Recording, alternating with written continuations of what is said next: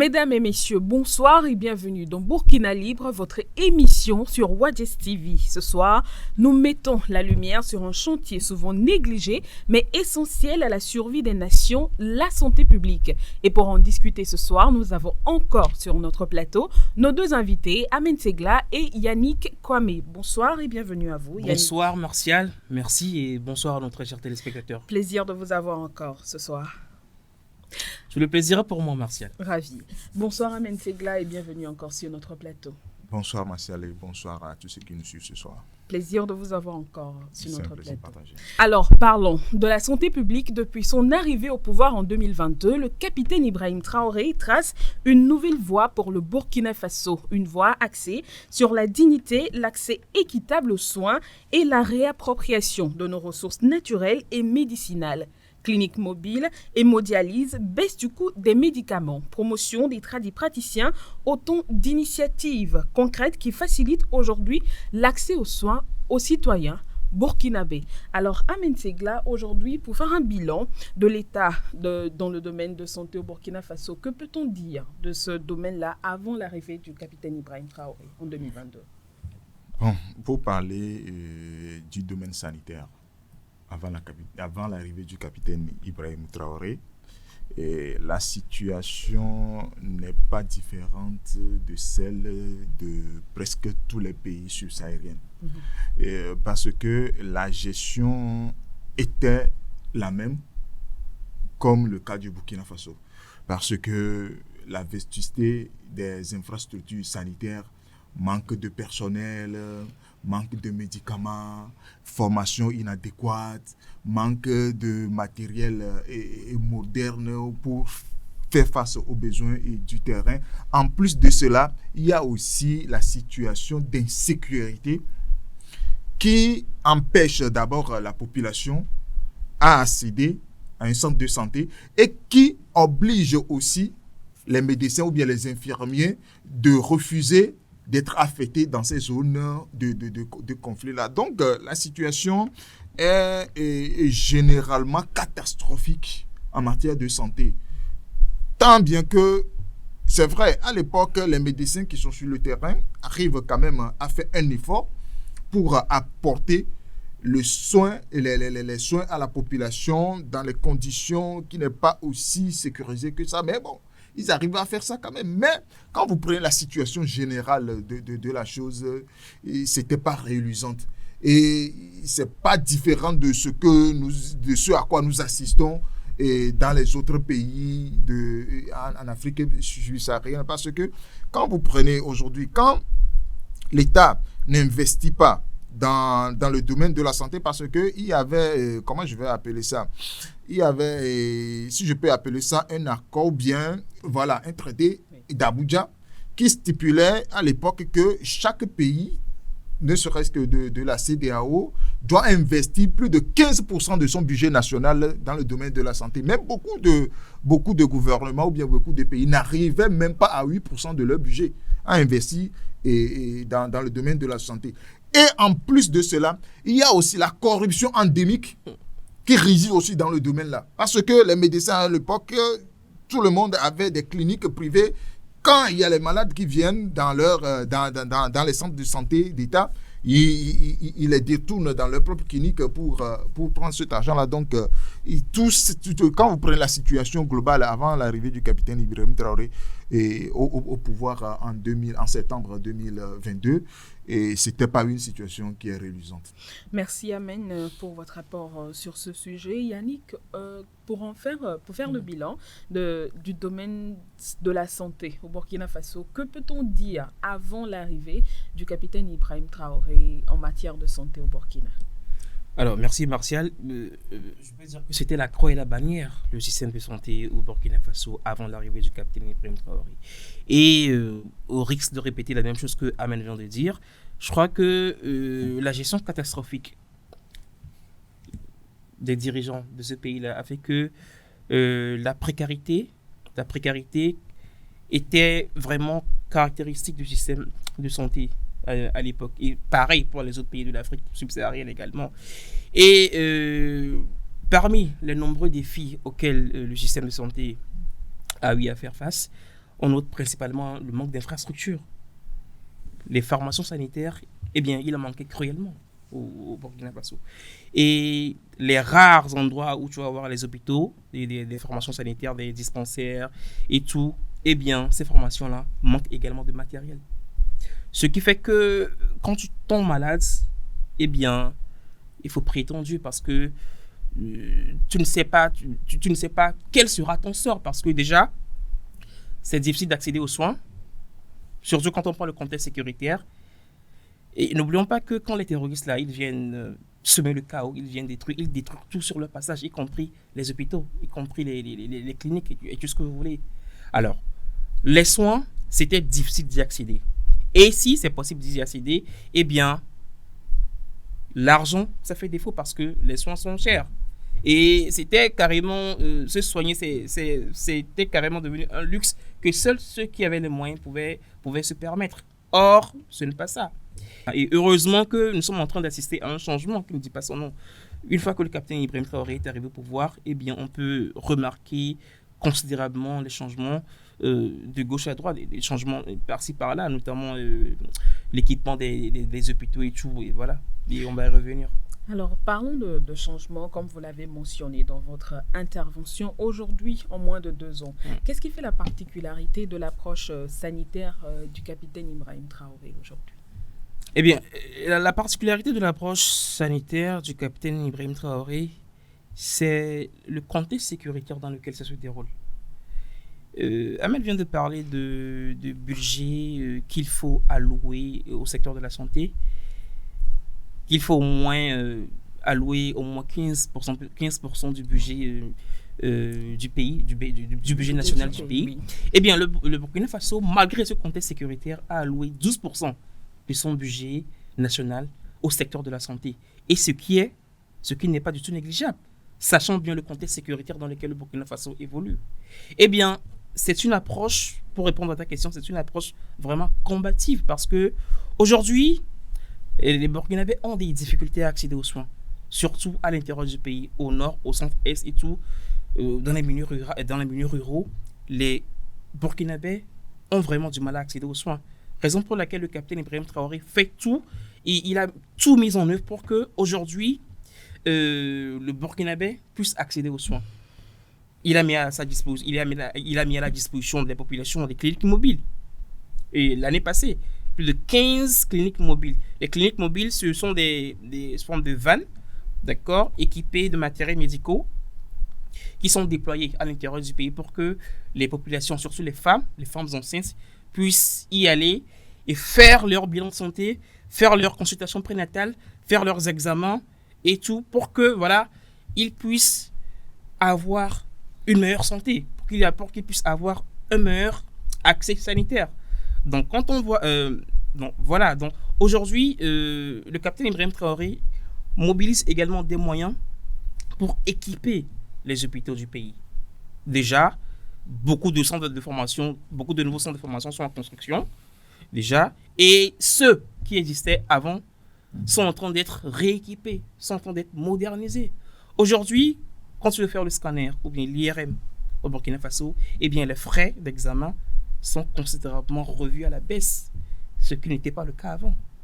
Bon, il faut dire que l'approche sanitaire du capitaine Ibrahim Traoré, aujourd'hui, en cette période, est une approche vraiment combative parce que ce n'est pas du tout évident de mobiliser assez de moyens pour faire face à cette urgence sanitaire-là à laquelle on assiste aujourd'hui. Aujourd'hui, au Burkina Faso, les femmes enceintes et les enfants de moins de 5 ans sont pris en charge gratuitement. Est-ce que vous avez une idée de ce que représente ce coût-là? En juin 2022, avant que le capitaine Ibrahim Traoré ne prenne le pouvoir, l'État devait 22 milliards de francs CFA aux formations sanitaires. Et en mars 2023, eh bien, la dette était arrivée à 30 milliards de francs CFA. Pour dire que la gratuité des soins coûte beaucoup à l'État. Mais malgré ça, le pays, le Burkina Faso, bien, le capitaine Ibrahim Traoré fait tout pour que cette gratuité des soins puisse toujours continuer. Donc voilà l'approche un peu l'approche sanitaire du capitaine Ibrahim Traoré par rapport à la gestion sanitaire de son pays. D'accord. Merci Yannick. Amen Segla, je viens à vous avec la même question. Selon vous, quelle est la particularité de l'approche sanitaire du capitaine Ibrahim Traoré en moins de 2 ans?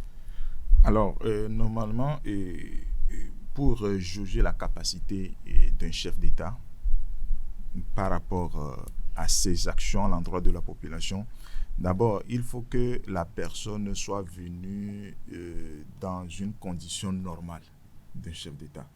Malgré la situation d'insécurité, malgré les défis auxquels le pays fait face, le président burkinabé arrive quand même à tirer son épingle du jeu vis-à-vis de sa population en ce qui concerne la santé publique. Yannick qui vient d'énumérer quelques actions tout à l'heure. Et c'est vrai, quand vous sondez un peu l'Afrique de l'Ouest, vous allez remarquer que tout ce que le capitaine Ibrahim Traoré est en train de poser comme action en matière de domaine sanitaire, ne serait-ce que ça, beaucoup de chefs d'État n'arrivent pas à faire cela. Mais on se pose la question, pourquoi un État qui fait face à un défi sécuritaire, qui accorde une partie importante de son budget à l'armée pour la sécurité, arrive quand même à investir dans d'autres domaines comme la santé. C'est-à-dire, met en place les cliniques mobiles pour la population et lancer les projets de construction des blocs opératoires des centres de santé dans les zones urbaines et périurbaines. Ce n'est pas une affaire de petit budget. Mais quand même, l'État arrive à assumer cela parce que la santé n'a pas de prix. C'est-à-dire, avant même que la population n'arrive à contribuer à la défense ou bien à la souveraineté du pays, il va falloir que la population soit d'abord en santé. Avec l'arrivée du capitaine Ibrahim Traoré, les femmes enceintes se soignent gratuitement et les enfants moins de 5 ans. C'est beaucoup pour un État. Pour avoir que... Quand vous voyez le... Et pour rebondir par rapport à ça, il faut aussi savoir que en fait, les femmes enceintes et les enfants de moins de 5 ans représentent près de 30% de la population. En fait, c'est un nombre qui s'accroît au jour le jour. C'est ça. Donc, ce qui représente beaucoup en termes de coûts pour l'État. C'est ça. Parce que quand vous prenez... La population africaine est jeune. C'est-à-dire, le taux de fécondité en Afrique est énorme. C'est pourquoi les comploteurs essaient de nous limiter dans la procréation et tout ça là, mais ils n'arriveront pas. Parce que quand vous avez une population très jeune, vous avez toutes les potentialités pour pouvoir vous développer. Ça, c'est une parenthèse. Donc, pour revenir à ton sujet, que le capitaine Ibrahim Traoré a posé beaucoup d'actions. C'est-à-dire, je le dis toujours sur ce plateau, qu'il faut arriver peut-être dans 5 ans ou bien dans 10 ans pour voir tout ce qui est en train de se construire dans ce pays. Vous voyez, déjà, le peu que l'État a comme financement, il arrive à investir dans le domaine de la santé, d'infrastructures et tout ça là, c'est énorme. Donc, tout ça là, c'est à féliciter. Alors, aujourd'hui, pourquoi alors le capitaine Ibrahim Traoré a mis autant l'accent sur les zones rurales, surtout ces zones-là qui sont souvent oubliées par les régimes précédents? Parce que quand vous prenez, parce que déjà l'abandon de ces zones-là a fait que la situation d'insécurité s'est décuplée. Parce que quand vous prenez, les terroristes ne viennent pas recruter dans les villes. C'est dans les zones-là. Yannick vient de le dire tout à l'heure. Quand ces terroristes-là arrivent dans ces zones-là, ils s'attaquent à tout ce qui représente l'État. C'est-à-dire les centres de soins, les antennes de réseau. C'est juste pour paralyser la ville, pour dire à la population que vous êtes abandonné par l'État central, par le pouvoir central, j'allais dire. Donc, quand c'est comme ça, ils arrivent à manipuler tout le monde contre l'État, et vous allez voir, c'est facile pour eux en ce moment-là de recruter les jeunes dans les zones-là. Donc, lorsque le capitaine Ibrahim Traoré est arrivé au pouvoir, sa mission, c'est de faire en sorte que ceux qui ont déserté les zones rurales et par le passé arrivent à regagner leur maison et tout. Et c'est ça qui va faire regagner à la population la confiance envers l'État. C'est pourquoi il a beaucoup investi dans ces zones-là, que ce soit en agriculture, que ce soit dans la construction des pistes et les pistes et des routes et tout ça là, que ce soit dans les subventions des agriculteurs et tout ça là. Il a redonné confiance à ces populations-là qui, entre-temps, avaient quitté ces zones-là et en les laissant dans la main des terroristes-là. Donc, toutes ces actions-là, c'est pour faire gagner encore à la population la confiance envers le pouvoir central qui, aujourd'hui, a cette capacité de sécuriser ou bien de défendre l'État dans toute son entièreté. Merci Yamen. Yannick, qu'est-ce que vous pensez du fait que le capitaine Ibrahim Traoré ait mis surtout l'accent sur les zones rurales? Oui, tout simplement parce que le capitaine Ibrahim Traoré se préoccupe, le gouvernement burkinabé se préoccupe du sort des populations de ces zones rurales.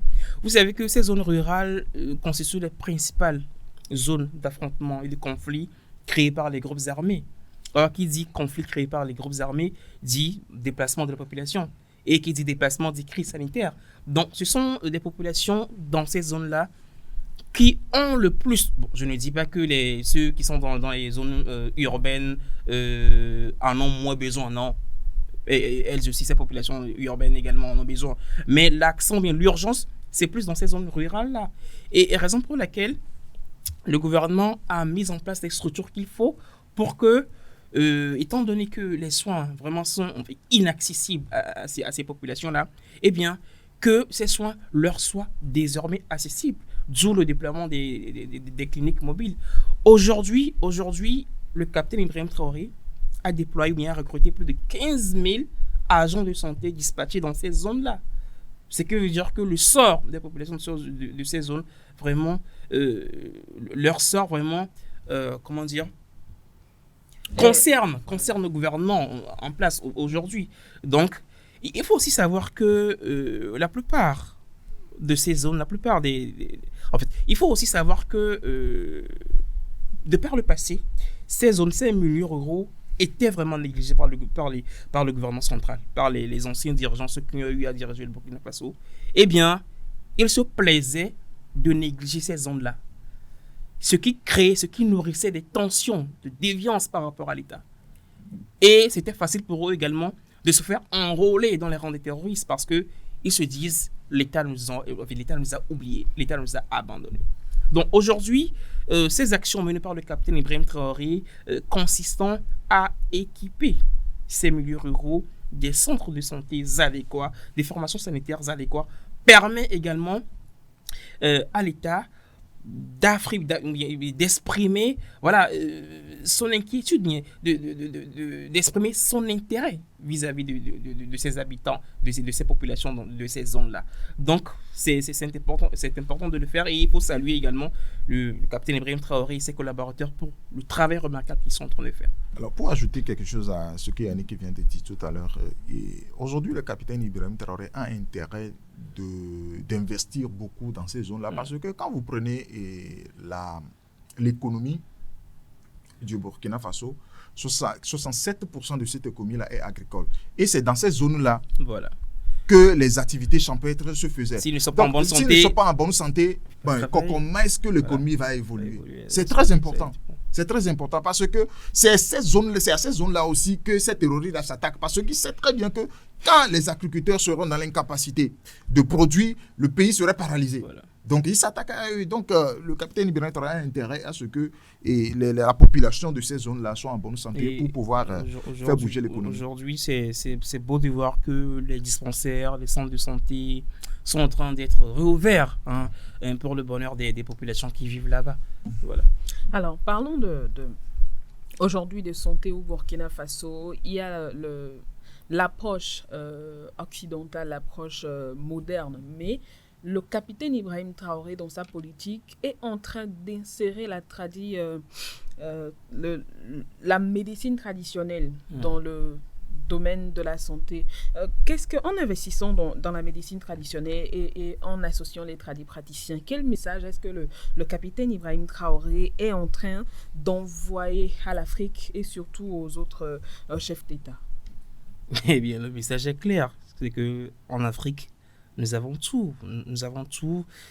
Pourquoi ne pas capitaliser sur nos ressources, sur nos valeurs, sur nos principes, sur notre savoir-faire pour se soigner? Vous allez remarquer que le capitaine Ibrahim Traoré a toujours eu cette touche d'africanité dans tout ce qu'il fait.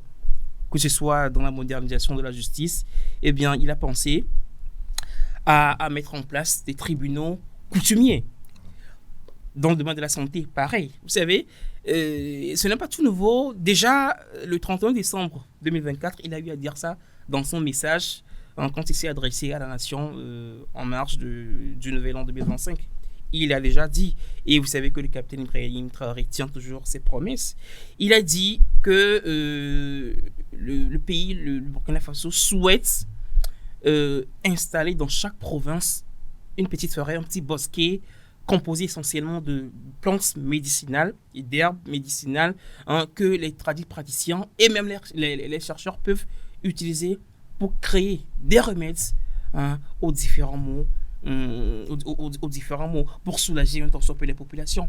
Donc c'est de bonne guerre. Et il compte surtout sur l'Institut national pour la recherche des sciences médicinales pour déployer ses moyens de recherche afin d'élaborer des produits et des remèdes propres aux Africains. Et vous savez, les médicaments que les industries pharmaceutiques occidentales utilisent ou bien fabriquent, les ingrédients de base, ils les prennent où? C'est en Afrique. Même si ce n'est pas en Afrique, les principales herbes, les principales plantes médicinales qu'ils utilisent, nous avons toutes ces plantes-là en Afrique. Et pourquoi ne pas les utiliser nous-mêmes pour créer nos propres médicaments? Ce qui reviendrait à un coût vraiment beaucoup plus réduit. Donc, je crois que c'est une très bonne chose, c'est une approche endogène de la chose. S'il réussit à faire ça, ça va beaucoup soulager les Burkinabés qui n'auront pas du mal à accéder aux produits médicamenteux qui reviendront vraiment à un moindre coût si les Burkinabés arrivent eux-mêmes à fabriquer ces produits-là à partir des plantes qu'ils ont, à partir des ressources qu'ils ont. Voilà.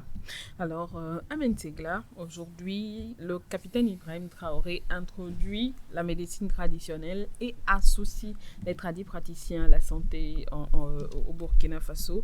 Quelle vision concrètement est-ce que le président est en train d'adopter? Quel message? Alors, d'abord, c'est de bonne guerre parce qu'aujourd'hui, Yannick vient de le dire, nous avons des valeurs en Afrique que nous pouvons mettre en exergue auprès des autres nations. Parce que vous en souvenez très bien, lorsque l'histoire de Covid-19 est arrivée, même les responsables, les hauts cadres de l'OMS ont prédit l'apocalypse pour l'Afrique. À voir la manière dont nous n'avons pas des centres de santé adéquats pour pouvoir s'occuper de ces cas-là.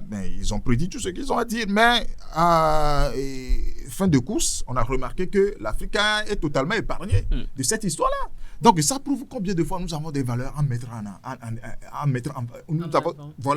avant.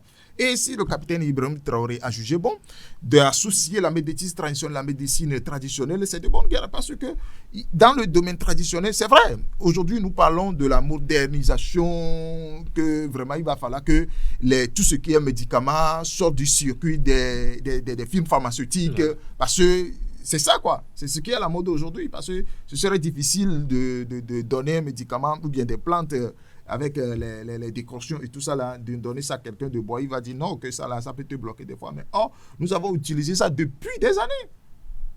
Et c'est ça qui nous a fortifiés jusqu'à aujourd'hui. Donc, il va falloir que nous arrivions quand même à valoriser tous ces atouts-là pour aider la médecine moderne. C'est de bonne guerre parce que la médecine moderne montre aujourd'hui ses limites par rapport au traitement de certaines maladies. Or, la médecine traditionnelle peut combler ce vide-là.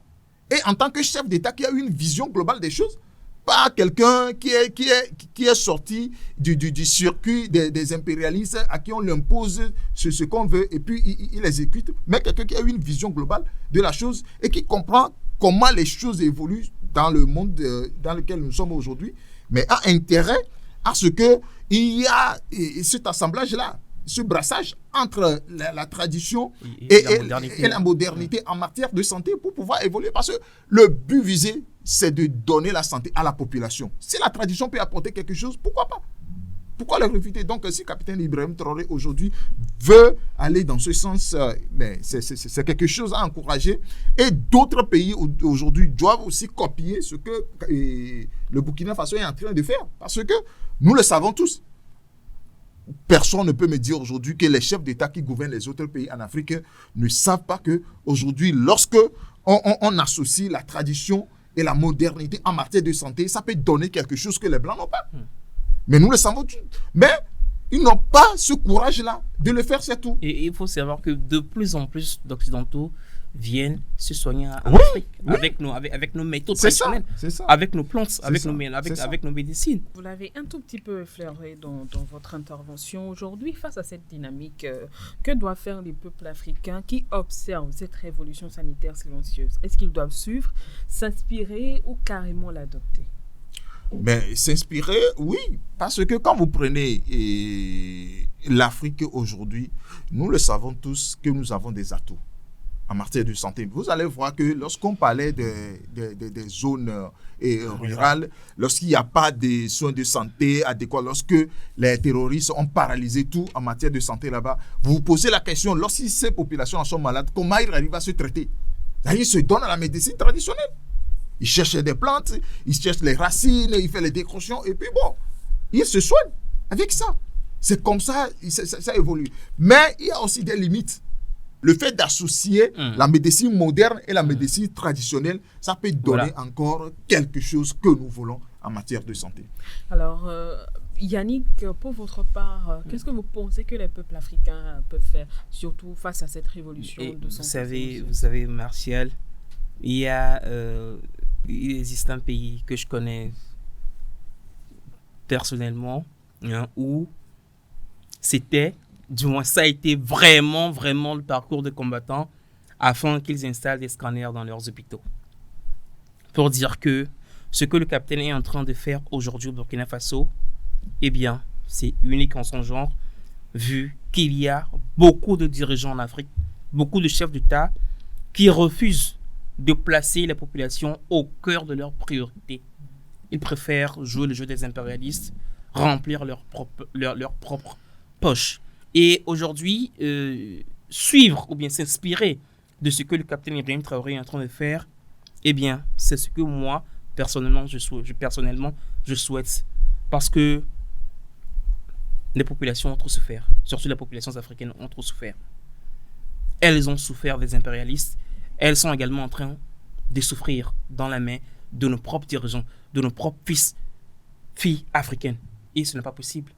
Aujourd'hui, investir un temps minimum, un temps soit peu, dans le secteur de la santé, ce n'est pas trop demander à nos chefs d'État et dirigeants africains. Ce n'est pas trop demander. La santé même, c'est l'un des principaux secteurs dans lesquels il faut investir. Quand on parle d'économie, on ne peut pas parler de l'économie sans parler de santé, parce que la santé et l'éducation, ce sont ces deux principaux secteurs-là qui sont les plus importants. Si aujourd'hui la population n'arrive pas à se soigner, comment veut-il qu'il travaille afin qu'il développe l'économie du pays? C'est la question qu'il faut se poser. Donc aujourd'hui, c'est pas une nécessité, c'est un impératif, que les États, nos pays africains doivent mettre la santé de leur population au cœur, au centre de leurs priorités. Et ce que le capitaine Ibrahim Traoré est en train de faire, eh bien, ils doivent suivre les pas du capitaine Ibrahim Traoré. D'accord, merci Yannick. Nous sommes presque arrivés à la fin de notre émission. En une minute, qu'est-ce que vous pouvez dire au peuple burkinabé pour pouvoir accompagner le capitaine Ibrahim Traoré à mieux développer le secteur sanitaire du pays? Alors, ce que je vais leur demander de faire, eh bien, ils le font déjà. Parce qu'ils sont en train de faire preuve de résilience. C'est grâce à la résilience et au soutien du peuple burkinabé que le capitaine Ibrahim Traoré arrive à faire ce qu'il est en train de faire aujourd'hui. Donc moi, je vais leur demander de continuer dans ce sens, qu'ils ne fléchissent pas. Ce n'est pas le moment de baisser les bras. Le fonds de soutien patriotique mis en place, ils sont en train de toujours alimenter ce fonds. C'est déjà bon. Ils sont en train de faire preuve de résilience, ils tiennent le coup, et les petits taxes, les petits prélèvements qu'on fait sur leur salaire, sur les produits de consommation locale et tout, eh bien, c'est un effort que la population est en train de faire jusque-là. Et elle n'a qu'à continuer dans ce sens, parce que la victoire est proche. Voilà. Merci Yannick Amentigla. Ma question reste la même. En deux mots, disons que le peuple a intérêt de protéger tout ce que le capitaine Ibrahim Traoré est en train de faire en matière d'investissement dans les infrastructures, que ce soit dans la construction de routes, des blocs de santé et tout ça. Parce que dans certains pays en Afrique, on a remarqué, lorsque l'État commence par investir dans ce domaine en achetant les matériels modernes, il y a certaines personnes, le personnel même dans ces centres-là, ils sabotent ces machines-là juste pour continuer à détourner les patients dans leur propre clinique et tout ça. Et voilà, Amen, pour acheter quelque chose à ce que tu viens de dire, eh bien récemment, le capitaine Ibrahim Traoré, le gouvernement burkinabé, a réduit considérablement les produits, les médicaments génériques, les médicaments essentiels. C'est ça. Et ce n'est pas le moment pour que les populations s'adonnent à ce qu'on appelle souvent... en fait, le truc, c'est que on a réduit le coût de ces produits-là. Mais il y aura certains agents de santé véreux qui vont continuer par vendre ces produits-là à des prix ou bien à un tarif normal ou bien encore plus élevé. Eh bien, toutes ces actions ne participent pas à ce que le capitaine Ibrahim Traoré et son gouvernement puissent... Ce sont des actes de sabotage. Voilà. C'est ça. Donc, quand vous prenez aujourd'hui, il y a certains qui continuent à se donner à ce genre de pratiques en sabotant tout ce que l'État a mis à leur disposition pour soigner la population dans leurs propres intérêts. Donc, en tant que patriote, si vous voulez aujourd'hui arriver à la souveraineté dont l'État prône, il va falloir se départir de ces actions pour l'intérêt de la population, pas pour son intérêt personnel. Merci beaucoup à vous, Amen Segla. Merci beaucoup à vous, Yannick Kwame, pour vos différentes interventions aussi riches que édifiantes. Nous sommes presque arrivés à la fin de notre émission. Et pour conclure, il est clair que ce que le capitaine Ibrahim Traoré fait aujourd'hui au Burkina Faso, c'est plus qu'une politique de santé. C'est un acte de libération. Il montre que même sous pression, un État africain digne peut soigner son peuple sans tutelle ni humiliation, car la santé est une arme de souveraineté. Merci de nous avoir suivis. Rendez-vous au prochain numéro.